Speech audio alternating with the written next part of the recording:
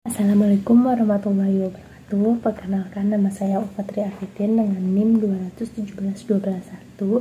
Pada kesempatan kali ini saya akan mempresentasikan mengenai makalah saya yang berjudul Analisis Fungsi Bahasa pada video YouTube Ustadz Abdul Somad yang berjudul Jangan Sia-siakan Nikmat dari Allah Subhanahu wa Ta'ala dengan kajian sosiolinguistik. Di sini saya menggunakan 3 bab, yaitu bab pendahuluan, bab pembahasan, dan bab penutup. Di bab pendahuluan terdiri dari latar belakang, tujuan, dan rumusan masalah. Lalu ada metode penelitian, hasil dan pembahasan, dan penutup.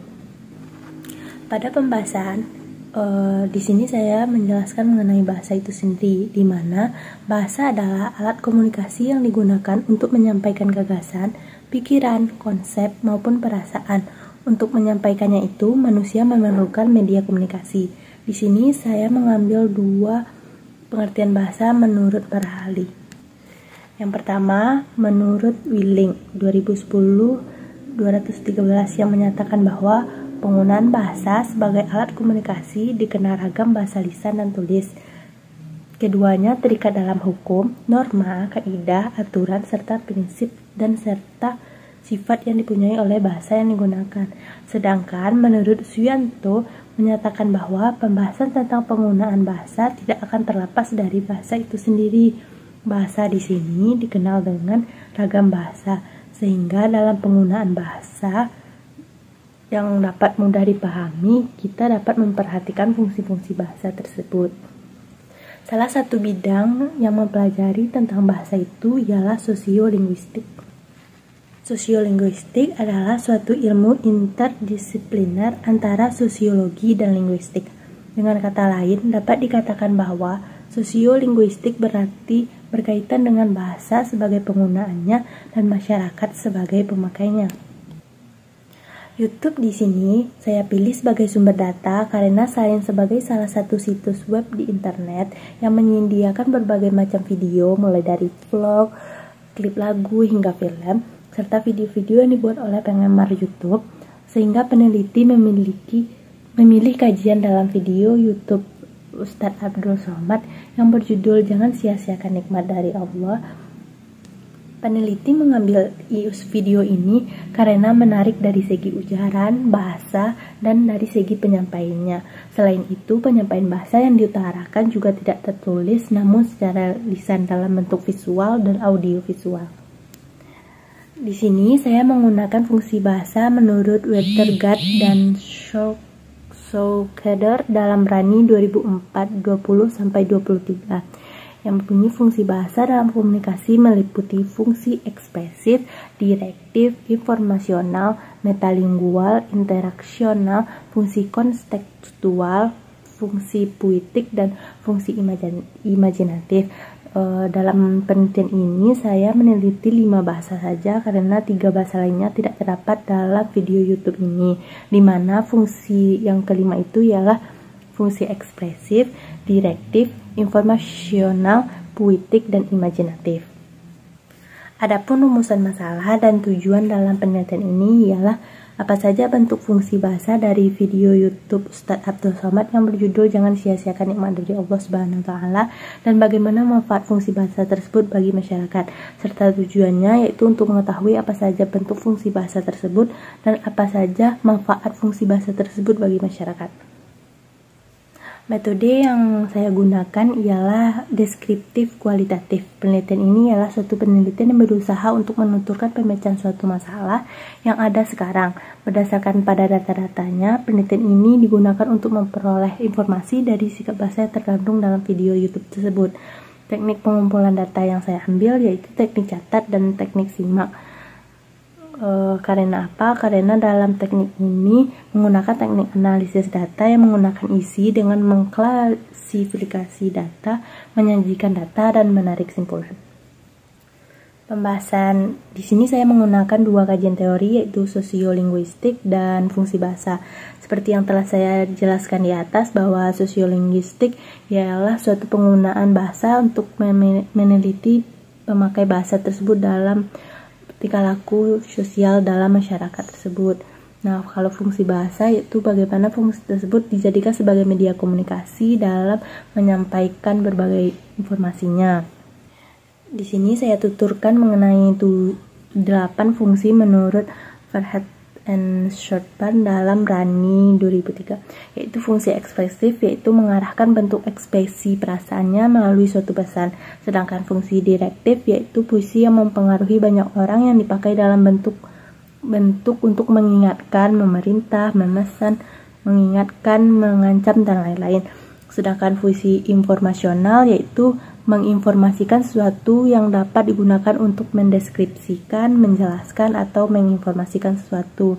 Di lain sisi ada fungsi metalingual yaitu berfokus pada suatu kode, fungsi interaksional yang digunakan untuk mengungkapkan, mempertahankan, dan mengakhiri komunikasi antara penutur dan petutur. Lalu ada fungsi kontekstual yaitu menekankan kepada konteks pemakaian bahasa, fungsi puitik yaitu yang berorientasi kepada bentuk kode dan makna. Dalam fungsi ini juga ditonjolkan pemakaian nada, rima, dan irama. Lalu ada fungsi imajinatif yang digunakan untuk menulis cerpen, dongeng, novel, dan lainnya. Dalam video YouTube ini saya menggunakan fungsi ekspresif di mana ditemukannya rasa ketenangan dan rasa syukur yang terdapat dalam kutipan nafas masih berhembus, jantung masih berdetak, kaki masih melangkah, tangan masih menghayun, mata berkedip. Itu merupakan nikmat besar yang diberikan Allah Subhanahu wa Ta'ala, di mana dalam kutipan tersebut mengungkapkan bentuk rasa syukur kita yang dimiliki sehingga masih dapat melaksanakan sholat Jumat berjamaah di masjid tersebut. Bentuk mengungkapkan rasa syukur dalam video ini terdapat 3 data. Namun di sini saya menggunakan 1 data saja sebagai bentuk bukti. Lalu ada fungsi direktif yaitu mengajak jamaah untuk selalu bersyukur atas nikmat Allah Subhanahu wa Ta'ala. Terdapat dalam kutipan, kita akan bangkit tegak mempertanggungjawabkan semua perbuatan siapa yang berat timbangan amalnya, apa yang akan kita lihat nanti, apa yang akan kita pandang, walaupun perbuatan itu sebesar tapak kaki semut, sebesar biji sawi jaroh. Kutipan di atas memaparkan dengan jelas bahwa di padang mahsyar nanti kita akan mempertanggungjawabkan apa yang kita kerjakan, apa yang kita lihat, walaupun itu hanya sebesar biji zarah tentang kejahatan maupun tentang kebaikan, maka akan bernilai baginya. Kemudian ada fungsi informasional, yaitu menginformasikan semua makhluk hidup akan mati pada masanya. Manusia akan meninggal pada hari yang telah ditentukan oleh Allah Subhanahu wa Ta'ala. Hal ini terdapat dalam tuturan, mereka melihat kita terbujur kaku, tak ada beda antara orang berkuasa dengan rakyat jelata, tak ada beda antara orang kaya dan miskin, semua sama terbujur sampai akhirnya. Kutipan di atas menjelaskan bahwa tidak ada bedanya orang yang kaya dan yang miskin, yang berkuasa, yang tidak mempunyai kekuasaan. Di dunia ini kita sama-sama akan terbujur kaku atau mati saat waktunya tiba. Yang kedua, menginformasikan bahwa semua manusia akan kembali ke tanah. Seperti yang dijelaskan oleh layar, bahwa tuturan di atas menjelaskan bahwa semua manusia akan kembali ke tanah. Dari mana asal mereka, disitulah mereka akan dikembalikan dan diakhiri dengan 2 tempat, yaitu neraka atau surga Jannatul. Keterangan di atas memberikan kita informasi bahwa kita hanyalah manusia biasa yang nantinya akan dikubur di tanah, terus dimakan cacing tanah dan akan dibangkitkan lagi pada hari kiamat. Yang ketiga, menginformasikan bahwa amal baik akan dinilai kebaikannya dan amal buruk akan dinilai keburukannya walaupun hanya sebesar biji zarah. Terdapat pada tuturan di layar, berdasarkan keterangan di atas kita dapat menilai bahwa pahala yang akan menyelamatkan kita kelak, dan jika sebaliknya kita akan berdampak buruk. Sebesar apapun kebaikan kita akan dibalas, dan sekecil apapun kejahatan juga akan dibalas. Sekecil apapun kebaikan dan sekecil apapun kejahatan maka akan dibalas pada masa nantinya. Yang keempat, menginformasikan kepada kita bahwa yang ditinggalkan akan diperebutkan oleh anak cucu kita nanti. Bahwa yang diperebutkan di sini ialah harta warisannya. Mereka akan mempertanyakan hartanya nanti ini untuk siapa. Bahkan dalam sengketa tersebut terjadi perselisihan, alangkah sedihnya bagi yang ditinggalkan. Masih dalam keadaan duka, bisa saja masalah tersebut terjadi dalam keluarga.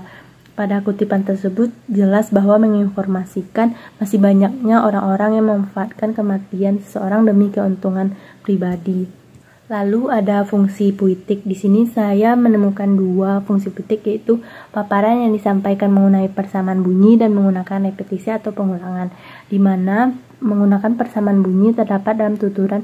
Kemudian anak menantu, handai tolan, sahabat kerabat meneteskan air mata karena mereka melihat kita terbujur kaku. Tuturan di atas jelas menerangkan bentuk persamaan bunyi yang menyambung dan senada. Dilihat dari kata anak, cucu, menantu, handai tolan, dan sahabat. Lalu menggunakan repetisi yang terdapat dalam tuturan ayah kita, emak kita, ibu kita, saudara kita. Repetisi yang terdapat dalam kalimat tersebut ialah pengulangan kata kita. Lalu yang terakhir yaitu fungsi imajinatif, yaitu digunakan untuk memberikan gambaran kepada para jemaah atau para pendengar YouTube. Fungsi ini berguna untuk memberikan bentuk kesadaran akan apa yang akan kita jalani dan terima. Hal tersebut terdapat dalam kutipan pada layar. Berdasarkan tuturan yang terdapat pada layar tersebut dapat dijelaskan bahwasanya kita ketika sakaratul maut sekujur tubuh akan merasakan sakit yang luar biasa, kekakuan yang tidak bisa digerakkan, bahkan lidah pun sulit untuk digerakkan. Jangankan lidah, berkedip pun juga sulit untuk dilakukan. Dalam tuturan tersebut yang disampaikan oleh Ustadz Abdul Somad menekankan kita bagaimana hari itu tiba, bagaimana rasanya sakit itu, memberikan gambaran yang tidak pernah kita bayangkan sebelumnya. Namun melalui ini kita diberikan renungan dan pemikiran agar nanti dimatikan dalam keadaan syahid. Lalu adapun manfaat dalam menganalisis fungsi bahasa dalam video YouTube ini, yaitu didominasi sebagai alat komunikasi. Bahasa yang digunakan dalam interaksi antar manusia satu dengan manusia lainnya, baik itu secara langsung maupun tidak langsung, baik secara tertulis maupun tidak tertulis, jelas menerangkan bahwa fungsi bahasa sebagai alat komunikasi dalam arti menyampaikan pikiran, gagasan, konsep, atau perasaan. Ada kesimpulan. Berdasarkan hasil penelitian yang ditemukan, saya menemukan 5 fungsi bahasa, yaitu fungsi ekspresif, fungsi direktif, fungsi informasional, fungsi puitik, dan fungsi imajinatif. Pada fungsi ekspresif ditemukan sikap untuk syukur. Dalam fungsi direktif ditemukan untuk mengajak jamaah atau penonton untuk selalu bersyukur atas nikmat yang diberikan Allah. Fungsi informasional digunakan untuk menginformasikan semua makhluk hidup akan mati, menginformasikan bahwa semua akan kembali ke tanah, menginformasikan bahwa amal baik akan dinilai kebaikannya, sedangkan amal buruk akan dinilai juga keburukannya walaupun hanya sebesar biji zarah. Yang keempat, menginformasikan kepada kita bahwa yang ditinggalkan akan diperebutkan oleh anak cucu kelak, seperti warisan, harta, dan lain-lain. Dalam fungsi puitik menekankan adanya persamaan bunyi dan repetisi, sedangkan fungsi imajinatif ditandai dengan memberikan gambaran kepada para jemaah atau para pendengar video YouTube tersebut bahwa fungsi ini berguna untuk memberikan bentuk kesadaran akan apa yang kita jalani dan apa yang akan kita terima nantinya. Selain itu, manfaat dari analisis ini yaitu sebagai alat komunikasi baik secara langsung maupun tidak secara langsung. Tapi dalam video ini sebagai alat komunikasi yang dituturkan melalui audiovisual. Baiklah, demikianlah yang dapat saya sampaikan. Terlebih dan terkurang saya mohon maaf. Assalamualaikum warahmatullahi wabarakatuh.